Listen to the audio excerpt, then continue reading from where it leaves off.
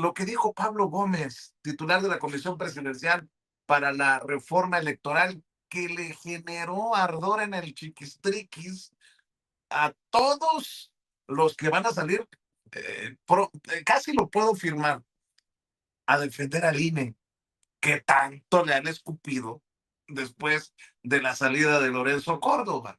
Es que ningún chile les embona. Este es Pablo Gómez. Vea y escuche. Ahora,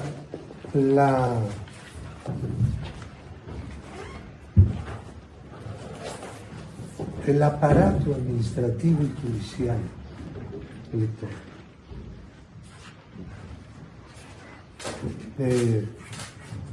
es también uno de los elementos fundamentales para poder hacer valer la soberanía popular. Son los grandes instrumentos de todo comicio de esta naturaleza. Ahora, yo siempre he sido opuesto a usar la palabra autonomía. Autonomía quiere decir quien se da su propio derecho, su propia ley. Una universidad, por ejemplo, con independencia de que las leyes orgánicas sean inconstitucionales, lo son todas en México. Las universidades deberían tener, por decreto legislativo, como dice la fracción séptima del artículo 3 de la Constitución, por lo que la misma Constitución le da, la capacidad y la responsabilidad de gobernarse a sí misma. Los órganos administrativos no son eso, por más que se quiera, no sé, entender algo, pero deben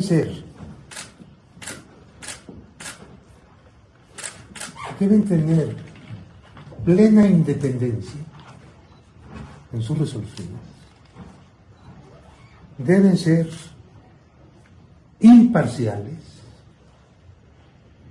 deben observar la legalidad y la certeza. Son muchas cosas. Yo siempre he dicho yo empecé en esto desde la Comisión Federal Electoral. Así que he visto pasar mucha agua debajo de esos puentes. Mucha. Yo siempre he dicho que la idea de que los partidos no tuvieran representantes con voto de los órganos electorales pues era el eje de todo. Sin embargo, siguieron teniendo años y años. Estas declaraciones de Pablo Gómez han generado mucho problema en la oposición. Manuel López San Martín, por ejemplo, la mascotita de Ricardo Salinas Pliega, ¡fuera máscaras! Pablo Gómez afirma que un órgano administrativo como el INE no puede ser autónomo. La reforma electoral de la 4T es un riesgo para la democracia. Dijo Pablo Gómez, no puede ser autónomo, pero debe tener independencia en sus resoluciones. Eso para arrancar, mi querido Norman Pearl. Vicente, Paco, Jaime y toda la audiencia. Bueno, hay que reconocer que hay cierta confusión, ¿no? Con el planteamiento de Pablo Gómez, porque cuando tú hablas de autonomía, pues tienes que pensar en una independencia total. Cuando él plantea, y lo hace muy bien Pablo Gómez, va diferenciando hasta dónde puede llegar la autonomía de un ente, ¿no? Y yo creo que eso se tiene que aclarar de alguna manera, porque de otra forma, pues se va a dar lugar a especulaciones, ¿no? Y aquí, o interpretaciones. Y la interpretación, pues es muy importante, porque la interpretación a veces define hasta conductas, ¿no? Fíjate que yo me quiero referir específicamente a lo que nos cuesta a nosotros, hablando ya de la reforma electoral, de lo que nos cuesta a los mexicanos tener un órgano o tener un un proceso electoral. Por ejemplo, por año, este año, sin ir muy lejos, que no hay elecciones, le va a costar al pueblo de México 40,000 millones de pesos si se consideran los 7,700 millones que se entregarán a los partidos políticos nacionales para su gasto ordinario, no para campañas. Otros 7,000 millones que reciben los partidos a nivel estatal. El presupuesto del Instituto Nacional Electoral, 14,099 millones de pesos en 2026. El Tribunal Electoral del Poder Judicial de la Federación, que ejercerá 3,749 millones de pesos. Los 32 organismos públicos locales, los OPLES, los famosos OPLES que la presidenta plantea desaparecer, los estados destinan alrededor de 10,000 millones de pesos. Y por último, los 32 tribunales electorales de los estados que cuestan alrededor de 2,400 millones de pesos. Creo que esta cantidad, este dinero, es más que suficiente para por lo menos hacer un análisis de lo que está pasando en el país en términos de costos. Sabemos perfectamente bien que en prácticamente el resto de los países del mundo el voto es muchísimo más barato que en México. Y nosotros tenemos que hacer lo posible, el gobierno lo está haciendo, por reducir estos costos. Fíjense que he estado viendo lo que llevamos del proceso electoral, y más que el proceso electoral, lo que llevamos de este proceso para determinar una reforma electoral, es muy interesante, sobre todo porque el gobierno decidió darle voz, que no voto, a una oposición compuesta fundamentalmente por ex funcionarios del INE, que ahora se quieren abrogar derechos como Leonardo Valdés y Lorenzo Córdoba Vianello a través de Somos México. Fíjense qué chistosos. Estos personajes que fueron parte de áreas o de institutos de carácter ciudadano, pues de repente se partidizaron. Ahora sí, como diría San Martín, se quitaron las máscaras y se volvieron parte de un partido político. En este caso, del partido político que pretende establecer o registrar Claudio X González, jefe de toda la vida de estos personajes que alguna vez encabezaron el INE.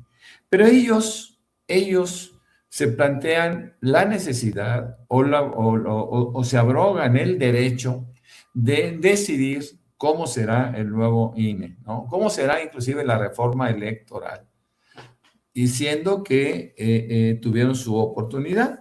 Inclusive los propios consejeros del INE, los actuales consejeros del INE, en donde mayoritariamente son gente de Lorenzo Córdoba, fíjense nada más, ellos entregaron ayer 241 propuestas de los propios consejeros a la Comisión de la Reforma Electoral, y me llama la atención cómo ellos están ponderando la importancia de que el instituto tenga mucho dinero o mantenga el dinero. Para ellos hablan de mantener la autonomía del Instituto Electoral y garantizar un presupuesto suficiente mediante una fórmula basada en el Producto Interno Bruto. Es decir, si tú tienes que el Producto Interno Bruto de México es de tal monto, ellos quieren un pedacito. O lo mismo también con el crecimiento del padrón electoral, que eso sería o tendría cierta lógica, ¿no? ¿Por qué? Pues porque simplemente no es lo mismo atender a 120 millones a 100 millones de electores como estuvieron en el 2024, 99 y fracción, a que atender a 110, ¿no? Y en ese sentido, pues hay que abrir más casillas y hay más gasto, etcétera. Eso podría tener cierta lógica. Lo que no tiene lógica es el planteamiento que hacen fuera del ámbito de los partidos políticos, es querer imponer condiciones previas. No hay que olvidar que el pueblo de México tiene representantes populares y es la Cámara de Diputados quien habrá de votar y después la Cámara de Senadores para determinar en qué sentido irá la reforma electoral. Siempre hemos visto que los socios de Morena, el PT y el Verde, son los que realmente van a complicar los acuerdos para esta reforma electoral y sin duda habrá concesiones para estos partidos que eventualmente beneficiará a los otros, ¿no? A los otros partidos pequeños como el PRI, como el Movimiento Ciudadano y el mismo PAN que cada día se empequeñece más. Creo que esta reforma electoral nos va a traer muchas sorpresas y entre otras habrá esos ajustes que demandan los socios porque sin ellos no podría ir. Sabemos también que en el Senado no se tiene una mayoría calificada y tendrán que acudir a negociar con Movimiento Ciudadano. Con respecto a lo que se platicaba al principio, que el maestro Paco fue tan enfático, pues sí es cierto, la pluralidad es necesaria. La gente debe conocer diferentes voces. Los medios tenemos la obligación de tragar sapos, mi querido Vicente, porque es la audiencia quien debe de ir calificando, ¿no? Yo creo que hay que escuchar a todos. Creo que al margen de nuestras convicciones ideológicas, no nos podemos cerrar como lo han hecho o lo pretenden hacer algunos medios. No hay que olvidar, y aquí hay que reconocerlo, que muchos medios tradicionales reciben tragando sapos a mucha gente de Morena y de partidos aliados que aprovechan la ocasión pues, para tener mensajes. Vemos a Arturo Ávila y su participación sistemática con estos medios tradicionales y cómo no les cierran las puertas, porque hacerlo es un absurdo, es querer tapar el sol con un dedo, no podemos hacer eso. Ahora fíjate que